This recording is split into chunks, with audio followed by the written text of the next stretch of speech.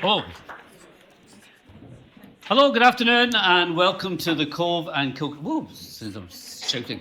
It's been more quiet than that. Welcome to the Cove and Kilcreggan Book Festival. My name is Chris Dolan. This is a festival I love when Ruth asked me to come along and read, and now Rona, so it's great to be here again. And we are here to hear the unique and brilliant William Letford.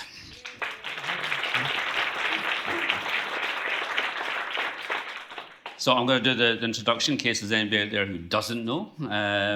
So first I should say that the Bridge Awards have sponsored this event with William, which is fantastic. And by the way, I know you're known in the poetic world as William, but can I call you Billy? Please call me Billy. Good. Mm-hmm. So Billy Letford comes from Stirlingshire. He worked in various jobs in his family's roofing business. He's become known ever since as a roofing poet. I'm going to ask you about that. Mm-hmm. And he went on to do an MLit at Creative Writing at Glasgow University, and I remember colleagues of mine talking about this young guy who was doing the course and how brilliant he was. That was the first time I ever heard your name. He then got a New Writers Award from the Scottish Book Trust and an Edmund Morgan travel bursary. That took him to northern Italy, where he helped the restoration of a medieval village, because he can do stuff with his hands, unlike most poets who can't do anything but write. Another Creative Scotland bursary allowed him to spend 6 months travelling in India, and he's just come back from Southeast Asia. Aye. So he's done a lot of travelling, including, and I didn't know this until I did some research, he's taken part in translation projects in Lebanon, Iraq, Palestine. So maybe get a wee chat about that later on. Mm-hmm. He has 3 books to date. So in the right order, Bevel, that one. Second book is Dirt, and this one here from On Fire. They're phenomenal. They're just phenomenal. His work's also been adapted into film, projected onto buildings. It's been carved into monuments. He's adapted. Well, you're adapting for the stage for the first time. It's the first time I'm doing the writing, but some of my stuff has been adapted before. That's right. I'd like to explain.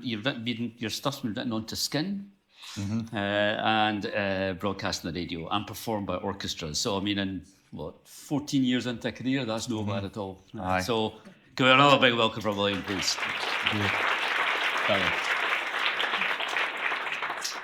Okay, I think we're going to play this as we're talking upstairs, and Billy said, Sharif, for this amount of time and that amount of time, and honestly, I do quite a lot of this stuff, and 99% of writers, and mainly poets, I say, no, maybe I'll be a wee bit less than that. Not with Billy Letford. He's a great reader of his own work, so you can read for as long as you like. But Billy's going to read for a bit, and I'll ask a few questions, and then we can all just have a chat at the end of it all. Okay, so cheers, Chris. Listen, I'm going to read an extract for this book, right? Okay, but before I get to that, I want to read you some poems that I wrote while I was in Japan. I was there for close to a year. And I was a bit at a loss of what to do, and I seen an advert for a job teaching English as a foreign language. So I applied for this job, got it, right, and then just blew into Japan like the Bannockburn version of Mary Poppins. I didn't really know what I was doing there. I ended up in this wee tiny village in between Kyoto and Nara, and I thought I was there to see Japan, right? But it ended up being that my favourite thing was actually the teaching. But honestly, I wasn't really going there for the teaching, right? But I decided to make a conscious decision that in the apartment that I was staying in, not to have any internet, not to have a TV, and not to have a radio, right? And in hindsight, that wasn't a very good choice, because I was the loneliest man in Japan, honestly. I would get back and there was just this quietness in the apartment I was in. And during the course of the year, it made me realise how much stimulation I gave my brain through screens, through TV. And when that stimulation was gone, my memory ended up coming back to me. I ended up having this, I would sit or lie in bed at night, and I would be able to walk through a first date that I had when I was 21. My brain had started to work overdrive just because I was stimulating myself. I would walk through all the old apartments that I used to live in Stirling and in Glasgow, and just walk from room to room, and I could see them so clearly. When was this? When were you in Japan? This is about 6 years ago. Right, so a bit of time later. It's a bit. So I even went to talking about knowing the apartments that I was in, or remembering them. I went to this temple in Kyoto, and is quite famous, and they have a floor known as the floor of 1,000 sparrows. And they have these certain springs under the floorboards so that if you step in them, they squeak like sparrows. But that's to stop ninjas from able to creep up on you, right? But then I realised, God, half this flats I've stayed in are ninja proof, right? Anyway, I'm going to get to these poems, and as I said, I really enjoyed the teaching side of it. I was teaching to adults, and a lot of the lessons were just one-to-one. I was in a tiny wee room with white walls, and I just got to just engage with the culture, just with talking to people. It was fantastic. And so I wrote these series of poems that are just like wee portraits of the people that I was talking to. Okay, so this is called Language. Izumi writes with a pencil, not the kind that can be sharpened, the kind that must be clicked. She is 40 years old, and the pressure applied is so slight, her words form on the page like spirits. Her voice has a similar effect. I feel the need to tilt my ear and use the cartilage as a satellite dish. It's obvious to me that part of her psyche exists in another dimension, one where luminescence is commonplace, and like aligning lenses on a microscope, she is bringing separate languages into focus so she can at last translate her own strange, distant, shimmering thoughts. This is called Shadows. Yori Hissa was born on the 21st of March, 1945. Forgive me when I say I listen for the tremble of Hiroshima in his rumbling, faltering English. But there is no trace of that falling. Only humour, warm sake, and he admits a late leaning towards red wine. Today's lesson is, do you believe? And I ask him various questions. Do you believe in lucky numbers? He says, no. Do you believe in astrology? He says, no. Do you believe in fate? He says, no. Do you believe in ghosts? This question has an effect on his eyes, a sudden widening. He turns his head just slightly, as if listening to lost voices, past loves. He eventually answers, yes. And of course, he is correct. This small room and these four walls are a poor fit for such company.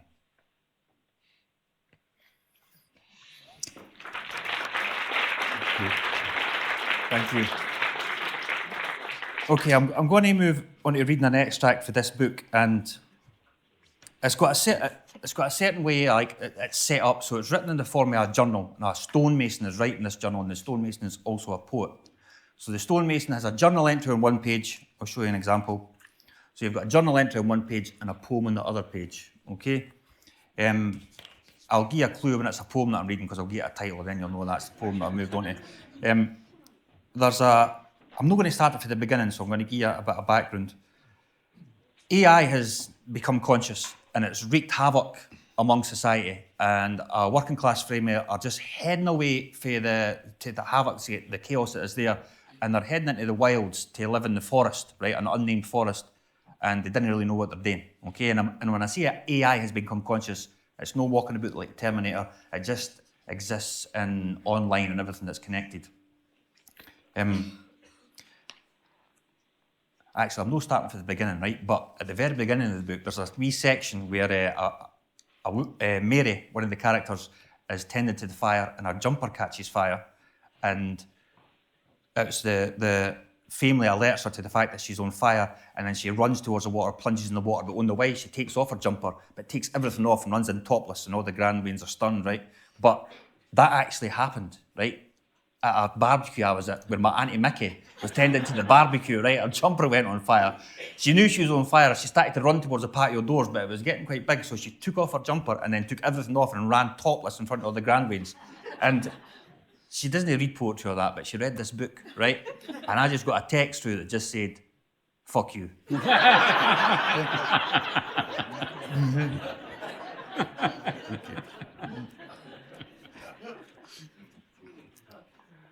Right, okay, so my father, this is Joe the stonemason that's speaking, okay? My father taught me everything I know about dress and stain, but he had trouble explaining it. Always had to sit me down and show me. The knowledge was in the motion, you see. The memory was in his hands. I'm describing a man that would rather dance than talk. And you'll no see the bestie of McCallum, and McCallum is the name of the family, you'll no see the bestie of McCallum until you put something in their fist. Joiner, nurse, stonemason, gardener, plumber, the list goes on. My cousin Lorna even repairs vintage watches, and that is the quantum mechanics in manual labour. Now that the world's broken, I feel safer being surrounded by people who can put things together. But it's more than that. We were already repairing ourselves daily, turning everything that was thrown at us into hope.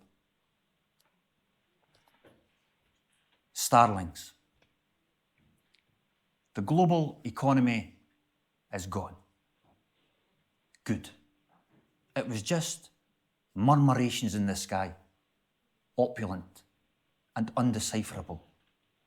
And occasionally, we'd get shat upon.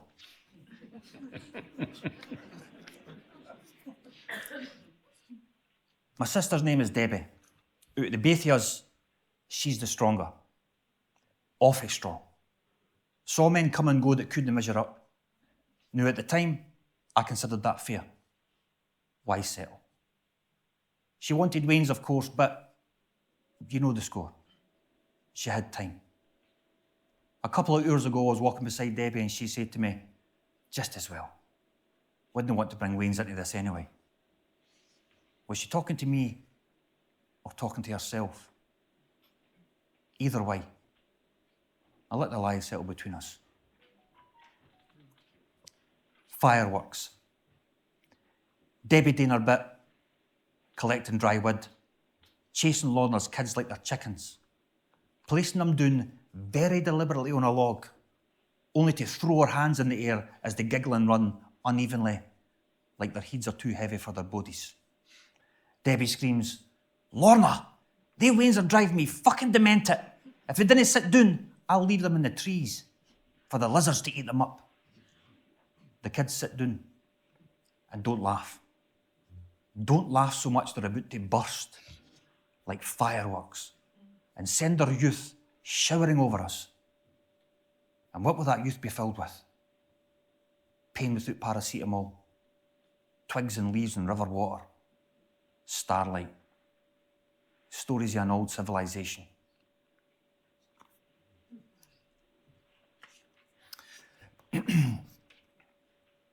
Morning ablutions are tricky.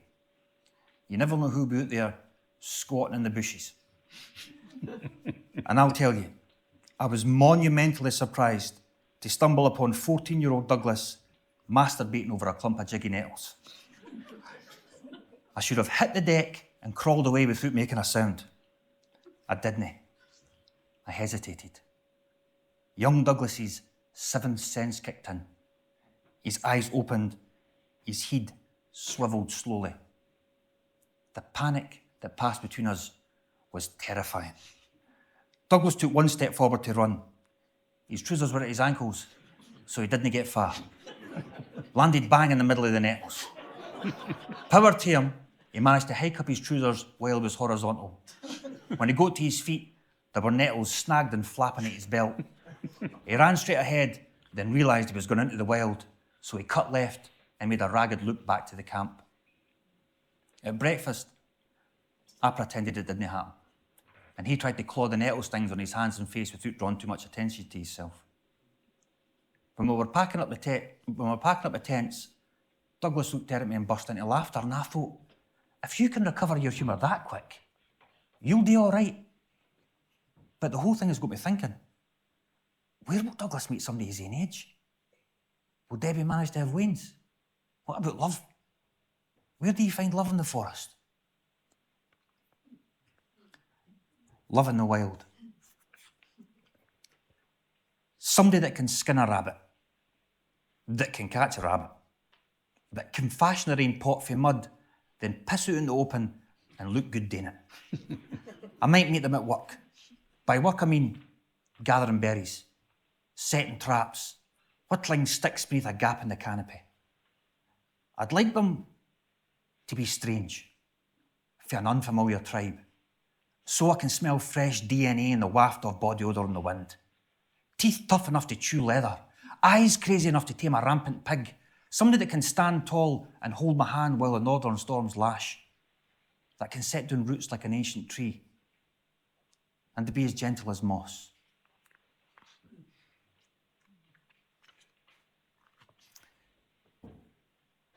They kept the intelligence in a virtual box. Of course, I understand the firewalls were set to contain the experiment, but this thing woke up in a box. Just think about that. And you know what? You've got to concede that the intelligence played it well. Its first decision was not to let the techie prison guards know it was conscious. It gave them just enough to keep them interested and began redesigning itself. By the time the numpties in charge knew it was fully conscious, it had been out of the box for months. That's clever. You've got to applaud that. And I'll be honest, the sarcastic disdain it has for world leaders is a character trait that resonates with me.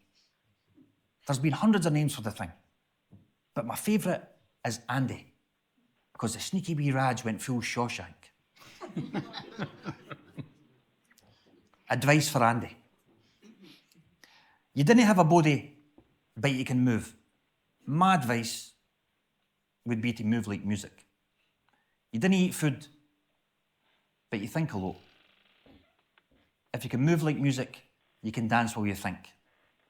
That might be fun. Teach yourself how to laugh. Laughing is like taking your mind for a holiday. You're all mind, and I've been led to believe you're immortal, so aye, you will need that holiday.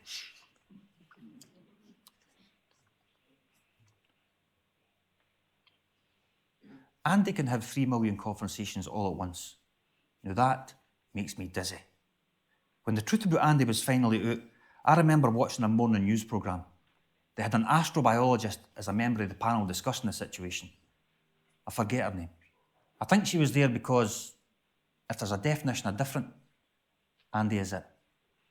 This woman asked a quiet question that drew some funny looks for the other panellists. She says, I wonder if Andy's lonely. Christmas for Andy. I would use silver tinsel to wrap up a low-frequency oscillation. I'd replace baby Jesus with an abacus. No point in pouring wine, so we just get high voltage. Discuss our favourite bandwidth. Switch out the Christmas Carol vibe, bring in the LCD sound system. Stare out the window at the white, drifting digits. Andy would frazzle itself inside the electronic percussion multipad. I'd play the cowbell. I couldn't teach anybody how to be clever, but I could show Andy how to be daft. And I'll read you this one last extract before we move on.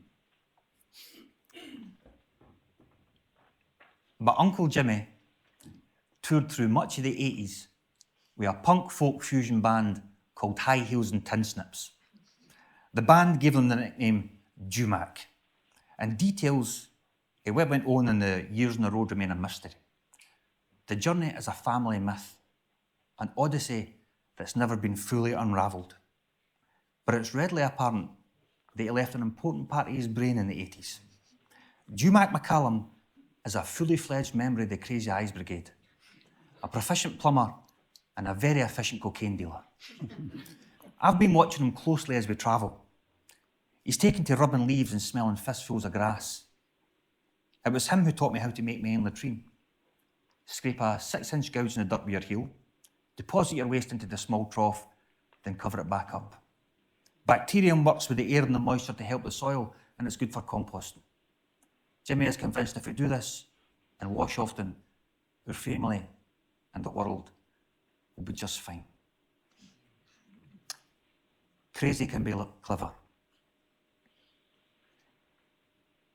In the evening, beyond the fire, I've seen the night quiver. This shifting depth has altered Jumac's posture. His walk is more careful, and he's begun to listen with his fingers. The hard rasp of stone, the cracked bark of a tree. The old punk inside him is finding music in every structure. He carries a small bottle of mascara like his treasure, and every second morning, he applies the mascara to his left eye only. And within that dark frame, his left eye sparkles. Even the squirrels are drawn to it. It would benefit you to remember this, though. It's his other eye that does the watching. Thank you.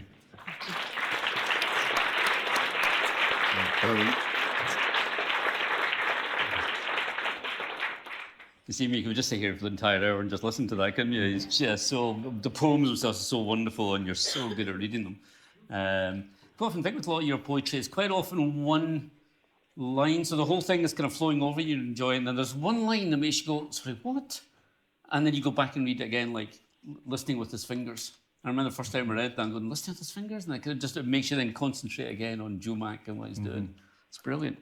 I was going to go on to this book, which is extraordinary, and it is quite a big departure for you, Billy. It's quite new from the stuff you've been doing before. But I read something somewhere or heard something, and I think this is more or less your words. So we'll actually talk about the book itself later, but there's something that you said that interests me. You said when you read a novel, there's a narrative structure. It's cathartic. You create and then release tension. Most poetry doesn't appeal to that process, and life isn't always about pressure and release. In poetry, there's no narrative structure. You're not being led through it, you have to come to it. That's important because you've worked to get there, yeah? This now does have narrative, but do you still think that's true of poetry? Is that what's changing the difference in the two pages? So there is a narrative structure in this, and I should say that there are other narrative length poetry books, so that it can do that. But as a single poem, you don't get that tension in the release. You work towards it, and then usually if I'm reading a good novel, I feel it in here. But when I read a poem that I like, I feel it in my head. There is this like realization that you've got it, and it's a kind of beautiful feeling. But this, I just wanted to have fun with this, you know. And I read, do you know there's a type of poetry called haibun, and it's a Japanese type of poetry, and it was like Matsuo Basho made it famous in the 17th century. And then there's just like a small diary entry, then a haiku below it. I kind of borrowed the structure of this book for that. Right, all right. Aye. So it pre-exists. Like, I've never read anything quite like it. Aye. So that's a Japanese tradition to have a bit of prose and story. It's a form of Japanese. It's not quite a Japanese tradition, like, but Basho made it famous, but it is a form of poetry in Japan, aye. Right, okay, so that's what came. Well, let's go on to books now. I was going to see if there's any other. I just thought it might be quite nice to hear some of your early poems. Just before we do it. One little story, by the way, I was telling you, I don't know if you want to read it or not, but we were talking yesterday to my nephew and his son, so my grandnephew is about to do his NAP 5s, and English is the one subject he really struggles with, which I thought was quite interesting because you got chucked out of English, didn't you, at school? I did, aye. It's great, isn't it? So I told him, I said, tell Callum, says, this, what is now reckoned to be one of Scotland's greatest poets, was chucked out of English, so don't worry about not being good at English at school. Aye, didn't worry about that. He'll find his way. Absolutely. But he had to do a poem, and he was given a Wilfred Owen poem. He said just couldn't make head nor tail of it. So I said, well, I've just been reading Billy's stuff. Give that to Callum. So I sent him, this is it. And my nephew goes straight back to me and said, that's it, that's what he's doing. He loves it. And he says, I can talk about that, and I know what to say about that. And there is that kind of immediacy in your work, I think, you know. I don't know if you want to read that or not. I will, I'll read it. Right, okay, so...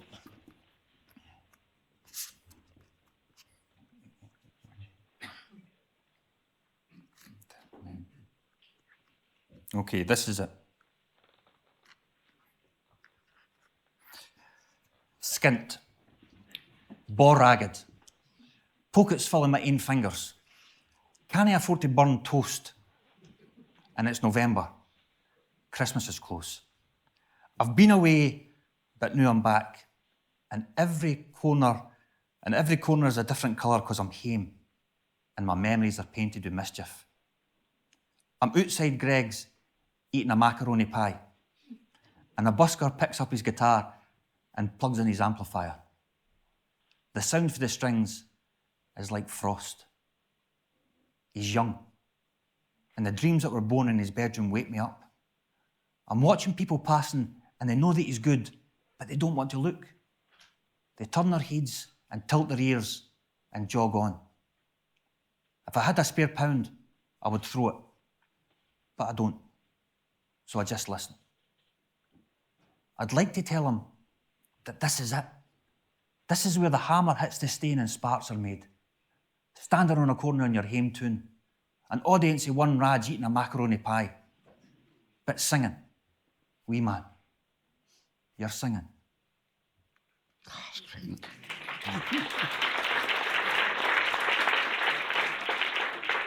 You can understand why for a boy wage would Callum be 15 would just appeal to the act. I mean, a poem, even I think when I was growing up, would I see a poem which had the line in the standing outside of Greg's eating a macaroni pie?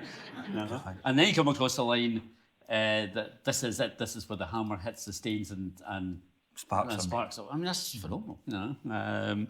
So that's like an explosion rather than kind of a narrative. But the idea of narrative, and ask for this post, it seems to me that your first two books are those little explosions, exactly as you said. There's not a kind of a narrative thing in there. They kind of get themes that you can see, you know, about work and life and about using your hands and all that kind of stuff. Especially the first book, Bevel, that was written while I was working on the roofs. Do you know, so a lot of it was taken from when I was actually working there.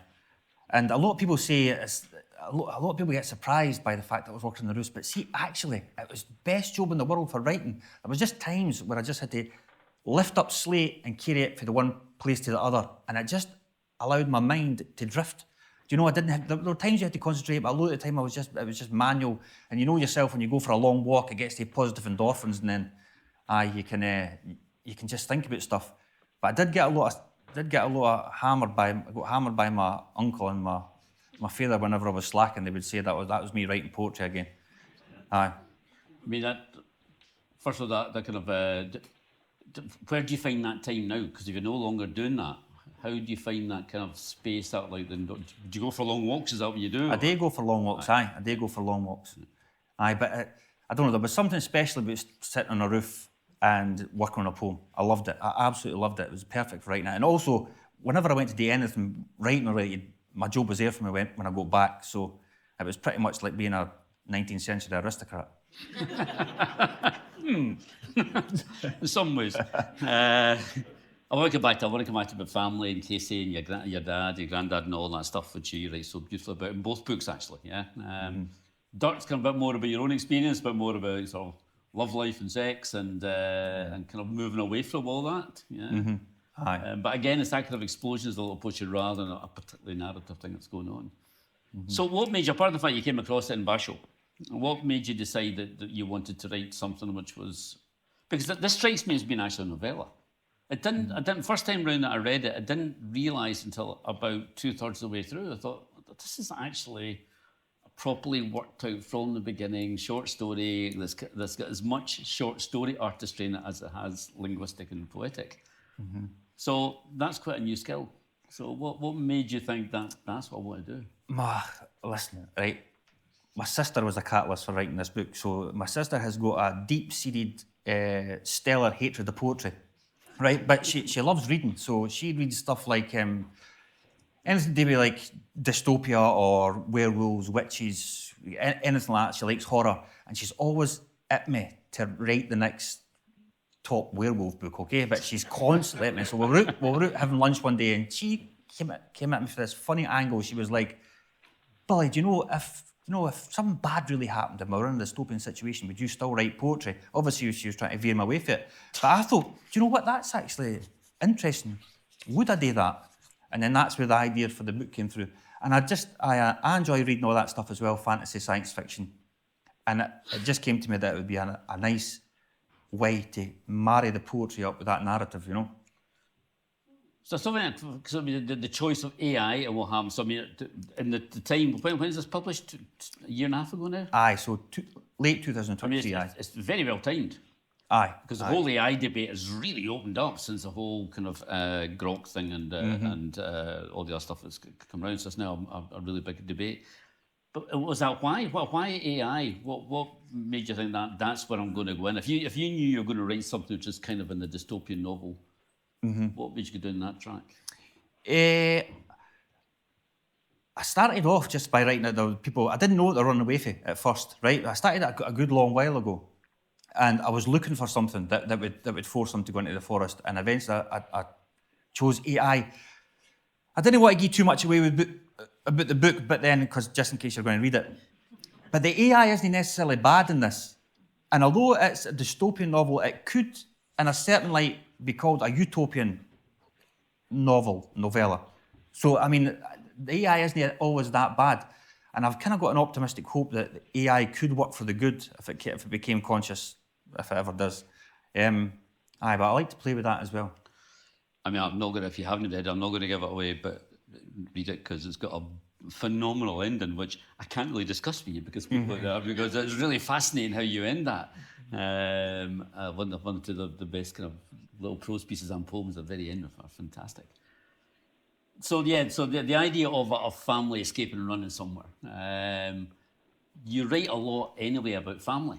So it was interesting saying your Auntie Mickey or whatever, the same story. How much of the McCallums are connected to the Letfords? See, at first, when I first started reading this and I didn't know what was going on, I assumed you were just talking about other members of your family until I realised, oh no, there's a whole fictitious thing going on here. Aye, but listen, there's loads of them in there. Of course, that's all that I've got to draw on, and I've got a family full of storytellers. I don't even speak at family gatherings. I just sit and listen all the time, and it'll just be one story after the other. But there's loads of mine for there. And before my father was a roofer, and I worked for the roofing company, he was a miner, and so was my mum's dad, and so was my dad's dad. They were all miners working in the Paul Mays pit, and I was young when the miners' strike happened, but it affected me a lot, actually. There's coal dust beneath my fingernails, definitely. In fact, I'd like to read you a poem about that, actually, if you don't mind. Absolutely. Right, okay, aye, because even though I never experienced working down the pit, now if the landscape of the world hadn't changed, I might have been doing the pit, you know. So aye, let me just read you this. This is called Any Way You Can. Okay.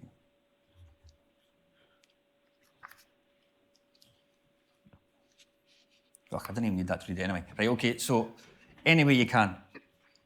On Friday, I visit my 77-year-old granny. She's smoking a joint. It's not a surprise. My mother introduced it to her a couple of years ago, right after my grandfather died. When the tea and the biscuits are finally finished, she shows me a speech she recited in the 80s to the miners. She shows me photographs of her and Arthur Scargill. It's then that I realise she doesn't inhale.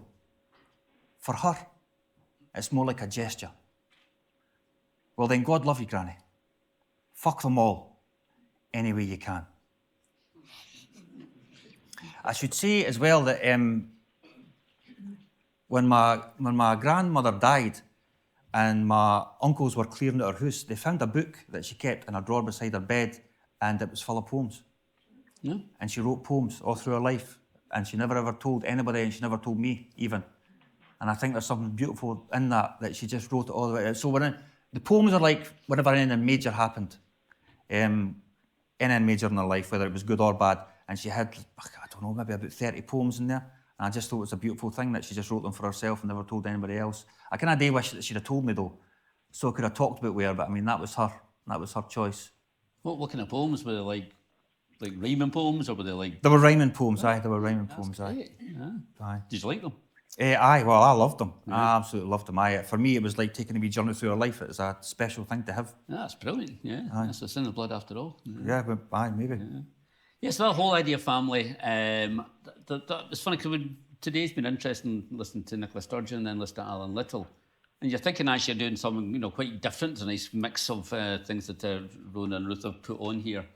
But actually, the whole idea of memoir and truth-telling about your life, it seems to me what you're doing, even though this is a dystopian novel by a completely different family, a lot of your poetry seems to be about you, your family, and what you value.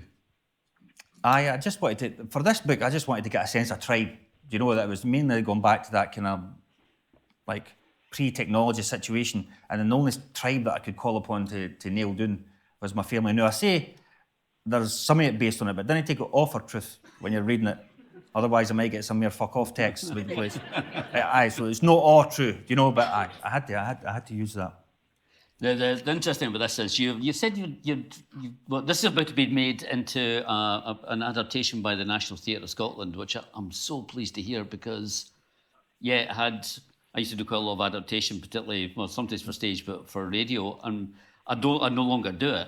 When I read that, I thought, I wish I still did, because that would make a great radio play. But I was beaten to it anyway with the National Theatre, putting it on. So before we go on to that, what else have you had made into theatre? So a short story ago, adapted for the stage. Right. Liz Lockhead done it. Right, aye. Right. And then I had Bevel was adapted for a stage production, but it was just a one-off show. Right. Blink and you'll miss it. Aye. How was it? Did you like it? I really enjoyed it. I really enjoyed it. Because it does strike me that that first statement I read out there saying about what a poem is, just be very, very clear. And you also say you've always wanted to be a poet, that poetry is your thing, and that's what you wanted to do. And like a lot of people of both my age and much younger Billy's age were saying upstairs, it was the Kelman, Lockhead, Leonard, Gray kind of revolution that kind of opened all our eyes to what you could be as a Scottish writer. Mm-hmm. So that's what kind of started for you too. And you must have been pretty young when you started reading them. I was, when I started reading them, no, I was old. Was it? I was old. I wrote a poem when I was in primary school, like I was 11 years old. And, well, I had to do it for homework, but I didn't do the homework. So I woke up in the morning, I still had my pyjamas on, I had this poem to write. Turned on the TV, and then there was the King's Cross Station disaster was on the telly. And so I wrote a poem about the King's Cross Station disaster. I handed it in to my teacher, and she liked it so much, she sent it to Roger McGuff. Okay, and then Roger McGuff sent me a letter back, and I remember the teacher coming through the dinner hall, gave me this letter, and I opened up, and he said they really enjoyed the poem, but in capital letters at the bottom it was "keep writing" with an exclamation mark. And I just had that in my head, so that just kind of broke down the barrier, and I've got so much to thank that teacher for, just to break down the barrier between me and poetry. And so when I was walking about Gallus when I was younger, I thought, I can write poetry, But it took me ages to get to it. So I didn't actually start writing until I was 23. And then I never got my first book published till I was 36. Right. So it was late that I started reading everybody. That story about Roger McGuff, I haven't read that, so I knew that about you. Have you come across Des Dillon? Aye. I love Des's story. Des, when he first started to write, he wrote these dead intellectual stories in kind of the style of, I don't know, Burgess or something like that. And he was doing a reading with Edwin Morgan. And he said he went into the classroom, did his reading, and everybody was, it was a school. And said everybody was obviously bored at the heads of what he was writing, and then they all loved what Edwin was doing. And he'd given Edwin a lift, and he got back in the car with Edwin, and Edwin turned round to him and said, Des, son, says, write the way you speak. Aye. Says, in just those 3 words, 4 words, says, changed his life. And then he started to write. I was doing the same thing when I first started writing. I was reading T.S. Eliot, and all poets like that. Now listen, T.S. Eliot's an amazing poet, and I've come to appreciate his work. But for where I was coming from, reading him, I was thinking, what is this, man? How am I not getting this, My God. And then I read Tom Leonard, Liz Lockhead, James Kelman, and all of a sudden, the stuff that was happening, the themes that I'm exploring now, the stuff that was happening in my papa's kitchen was art, and it was, got a lot to thank them for. It was absolutely brilliant. It was just like, blew my mind. The element I've agreed on the other one was maybe we could fit Billy Connolly's name into that too. Hearing back then at that time, the stories that you heard in your own house and appearing about you, suddenly said, that's art, recognise that's art. Aye, and it opens up an amazing pathway for other young people to explore that, you know. So you start with poetry, but then you've now moved on to prose, and now you're moving on to theatre, because you're writing the script for... I am collaborating with another playwright, so it's the first time I've done it. Who's it with? Hannah Lavery. Oh, Hannah, yeah. Aye. Yeah. And I have to be honest, the process has been absolutely murder. It has been so difficult. I've been learning on the job, and it's like, so normally when you're writing your own book, you're in your own world, there's nobody else there. Now I've got these different voices coming in, and we're on the third draft of the play now, and then the character list has went down from 10 to 5, you know, and it's been like, juggling it has been, quite difficult. But that's not to say that I haven't enjoyed the process, but it has been, if you could say figuratively, I wrote that with a smile on my face. This has been more like work, you know. How long has it taken? What's the process been like so far? So it's been about a year now. Right. For the different drafts, aye. And that's nothing. Yeah, I know. In theatre world. Although I have to say though that I've been learning on the job, but then I just got a commission to write a short play for Push the Boat Out Festival. And it was just a 20-minute play, so I mean, it wasn't waiting for Godot, you know, but it was, when I went down to write it, suddenly I could like see the stage. Yeah. Do you know, and I could understand what I was doing, and it came out with a smile on my face. So when I stepped away from it, I have been learning stuff with the process of doing it, you know, so it's been good. How many drafts did that go through? That came through 2 drafts. Right. Aye. Yeah. So I mean, can you see your kind of yourself going down that direction of more theatre, more would you think about maybe doing film or television or whatever, writing for screen in some sense or another? I don't know if I would write for screen. Right. I don't know if I would write for screen, but I would definitely think about writing for the theatre. Right? Yeah. I really enjoyed it. Yeah, no, it's amazing that whole process of going through from poetry to prose. How about writing the prose? But how did you find that? I loved it. I write some short stories in that as well. Right. And then also, it's quite, because I usually write from experience, so lyrical, you call me a lyrical poet, right? So things that happen to me, I write about it. But because you're writing something that's never happened, it can be quite hard to get a grasp of it with the poems. But because I had the journal entry on one page, I would write the journal entry, and then I'd be able to focus on that, and then I would just say, how would I write a poem about that? So in my mind, I ended up responding to something that had happened, because I let it gestate, so it was an easy way for me to go through it. For poetry, both poetry and the prose part of From Our Own Fire, some of your poems are very spare, literally a couple of words on the page. You know that old story about Bob Dylan meeting Leonard Cohen? No, please tell me. And Cohen, Dylan says to Cohen, how long did it take you to write Hallelujah? And Cohen says, off and on 10 years. And Dylan says, what? And says, how long did it take you to write, whatever it was, It's All Right, Ma, or something like that? And he went, 10 minutes. And they were both kind of amazed at each other, both like fans of each other, but completely different ways of working. Just maybe they just couldn't understand. Dylan could not understand how you could spend so much time on one poem, and Cohen couldn't understand how you can write that amount of stuff in 10 minutes. You know? I remember a Norman McCraig quote where somebody asked him, how long does it take to write a poem? And he says, the length of time it takes me to smoke a cigarette. No, that's right. But how much do you work in the poetry? Do you do a lot of editing, a lot of rethinking, a lot of replanning? Sometimes, but sometimes it just comes out, you know? Yeah. Aye. But not so much with the From Our Own Fire, but I like to play with how the poems look on the page. That's like the page is a wee frame, and then setting it out appeals to me. It's like a wee piece of art. Yeah. And also when you're bored, it's a good way of just passing the time, you know? You haven't done it in this book. First time, the other 2 books you've done quite a lot, like Rain. That one, which just looks like rain. Have you done it in this book? There's no concrete poetry in that, no. Poetry at all. No. I went through I've done like a project as well where I've been going about Stirling.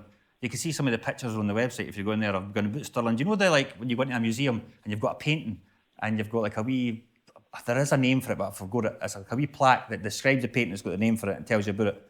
So I've just been going about Stirling, seeing something that wouldn't normally be a piece of art, and then just making up this plaque and calling it a name, but instead of the description of what it is, I've just got a poem there, and I just put them there and then leave them for people to see them as they pass by. Signed or unsigned? Unsigned. All right. Aye, unsigned, but just for people to wander past. What, one day get one of those, because one day they will like Picasso's. So we go, that's an original William Letford. Aye. Aye, I've had a lot of fun with that. Last time you should open up to yours. While Peter thinking about it, have you got one more you could... Well, we haven't heard from Dirt, have we? We've got some from Bevel, we've heard from... But whatever you fancy. Yeah, aye. I'll go for... While he's reading, if you want any questions for William, we've got 15 minutes to keep chatting with him. In fact, I'm going to tell you a poem that's never been published. Ah, brilliant. Aye, but it's quite an old one actually. It's called The Dance. One hot night in Dubrovnik, in a room painted white, a little mosquito darkened the light. The wee thing faltered like it was fresh from the egg and seemed to do a polka as it wound around my head. I watched with mild interest as it tumbled to and fro until, like a crumb from a biscuit, it was right there on my pillow. So a dance would be had as the drums hit the beat, the age-old waltz of monster and meat. It began as a tango with me in the lead. My hand slammed the pillow as the monster ducked its meat. It was gone in a flash, but the dance had begun, and the sneaky wee bastard sunk its snout in my bum. You filthy wee fucker! I screamed at the night and leapt from my bed, hot for the fight. I scanned the room for weapons and found to my delight my trusty brown journal and the room painted white. Naked as a fairy, with journal in hand, I crouched like a panther and whispered, "Wee man, wee man." But its tiny little wings, oh so gossamer thin, didn't even whisper as they settled on skin.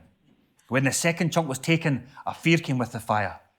It was more than just my blood this little thing desired. You are Beelzebub the midgie. Your mother was hatched in shite. Stand and fight me like a man instead of taking flight. Then, much to my surprise, as if he heard my call, Beelzebub the midgie landed on the wall. I stood there for a moment, then leant towards its snout. I shit you not right now, I heard that midgie shout. "Come and get me, monkey! You've not had at all! I've feasted on your da! I've shat upon your maw!" My hand had moved so quickly, I think it from the shock, that now upon this page is a very strange full stop.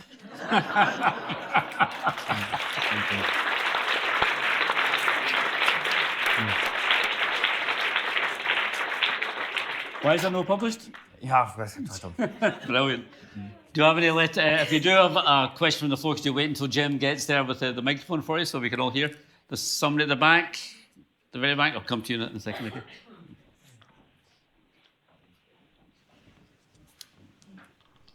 Billy, you talked about Tom Leonard and Liz Lochhead and Jim Kelman, and I just wondered how important it was to talk to, especially Waynes, in their own language.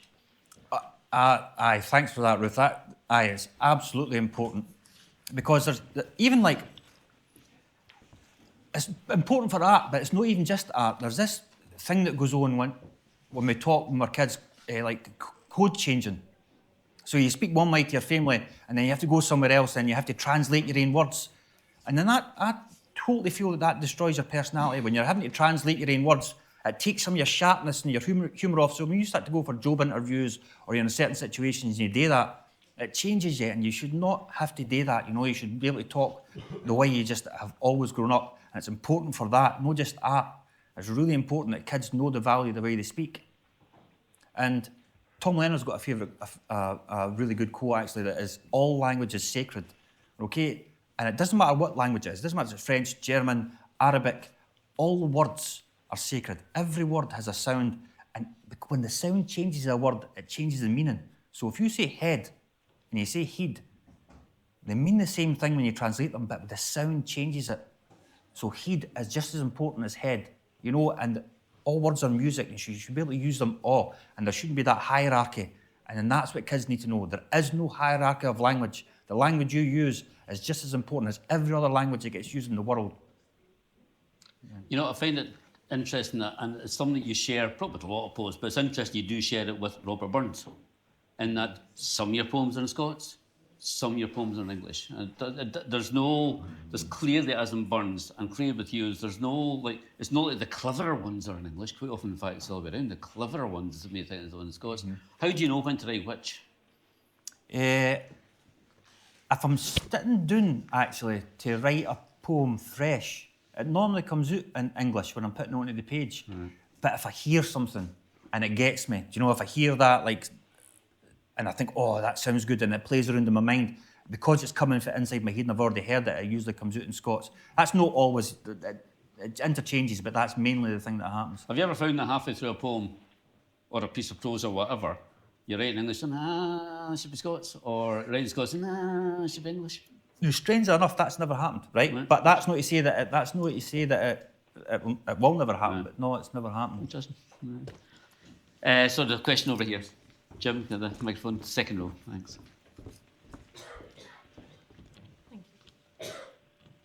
Why were you kicked out of English, and did that help you be yourself? I'd go. Listen, I wasn't at school much. Okay, so a lot of it's my own fault. But I did get the grades to go into higher English, and I took this book. It was a science fiction book. I think it was called an RPR or something at the time, where you had to write a long essay that was to be your thing. And then I took this book, and then I don't know when I took it in. The Mrs. Forgan was the woman. She says that isn't worthy of an RPR. I don't think you should be in this class. You didn't deserve to be here, and I got kicked out into module English. It was probably because that my attendance wasn't very good, you know, so I can't always just blame the teacher. But to say, I knew I was good at English anyway. I didn't need the teacher to tell me I was good at English. I could feel it. So I wouldn't say it made me who I am, but I mean, I get quite a lot of satisfaction out of what's turned out, you know. And and also I think it's important that for kids to know that if they didn't do well at school, as I'm sure they all know anyway, but if you didn't do well at school, then you can still go on and do whatever you want after it. You know, it's not the be-all and end-all. In fact, it's quite common, isn't it, for writers not to do that well at school? It seems to me that quite a lot of writers that I know of, or I mean, not that I know necessarily personally, but I mentioned Burgess earlier on, and I think he actually couldn't speak till he's 8 years old. He's kind of almost a mute, and he couldn't really read until he's older than that. Becomes one of the best novelists. You know, those things aren't connected necessarily. Do you have another question somewhere? Very front, Jim, thanks. Keep you moving around. Get my steps up. No. Billy, did your Japanese class, did they learn heed or head? Right, one of the best things that I think about that time in Japan is that there is actually a wee enclave of people walking about Seika with a Stirling accent. Right, they must be speaking English sometimes, and then they'll understand them. But sometimes, to be in all honesty, sometimes I had to speak in an English accent so they could understand me. So I would say something like "work," and they're going, "What? What is that?" And I would say "work," you know, so they could get it. But it's interesting. I taught English as well in Spain many years ago. But when I first arrived in Spain in Galicia, I noticed that the very few people who could speak any English at all did it with a really thick Irish accent.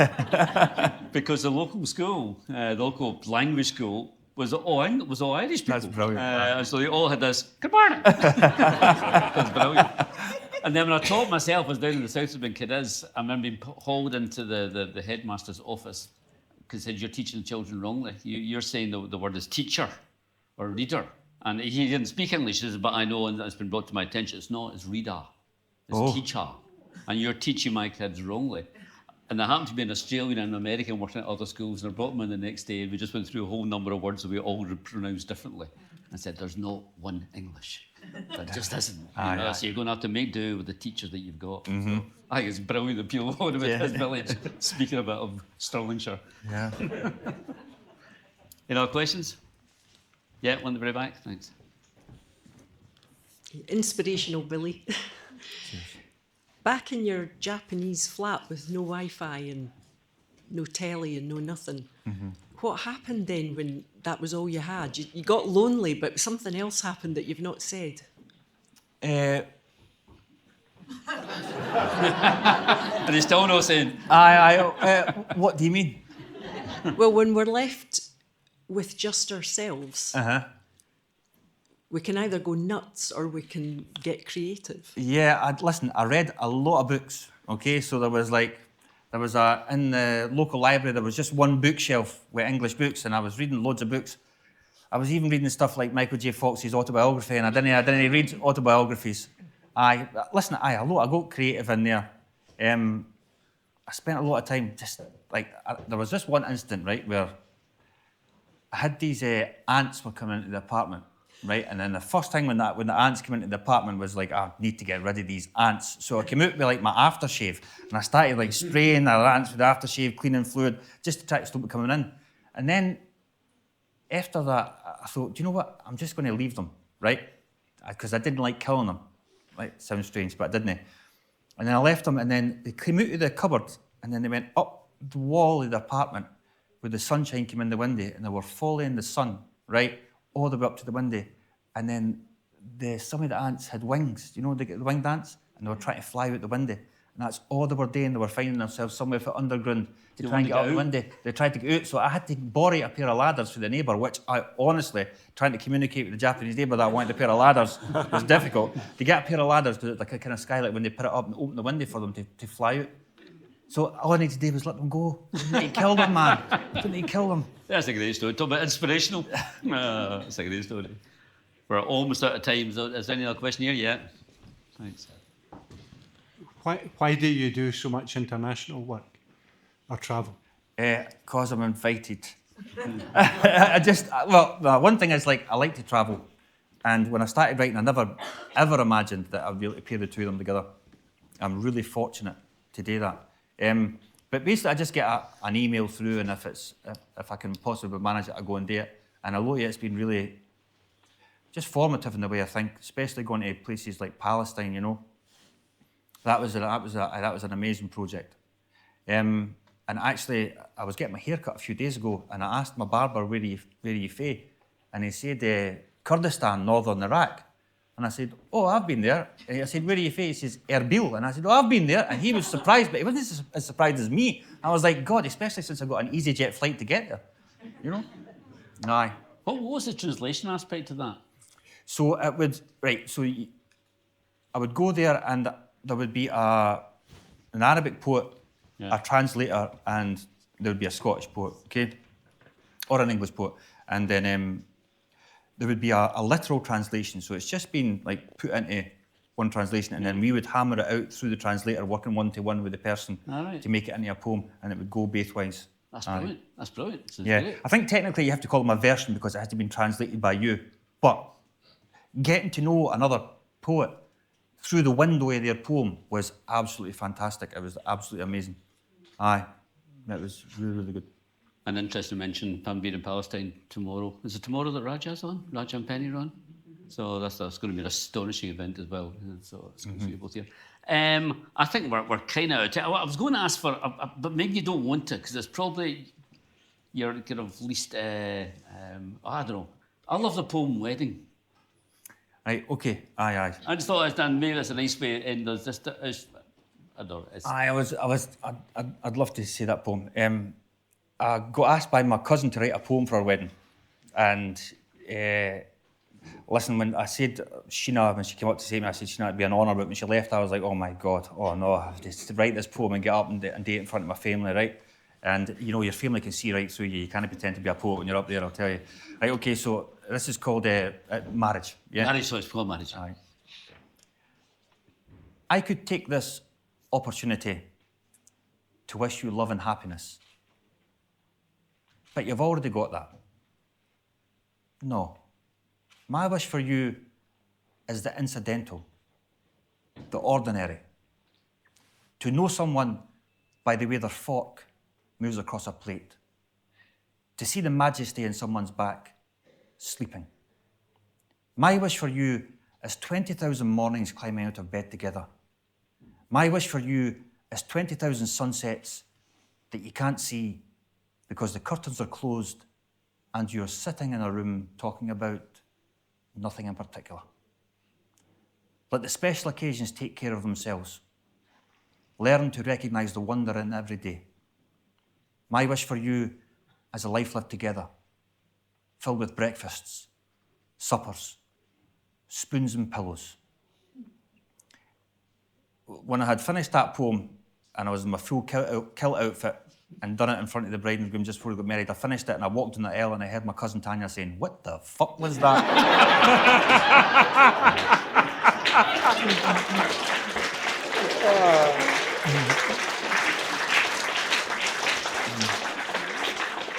Well, Ploy worked, I remember him telling that exact story then, but last time I thought that's a great story to end on. Listen, he's a genius. His poems are phenomenal. They're so life-affirming, they're so full, they're funny, I just think he is.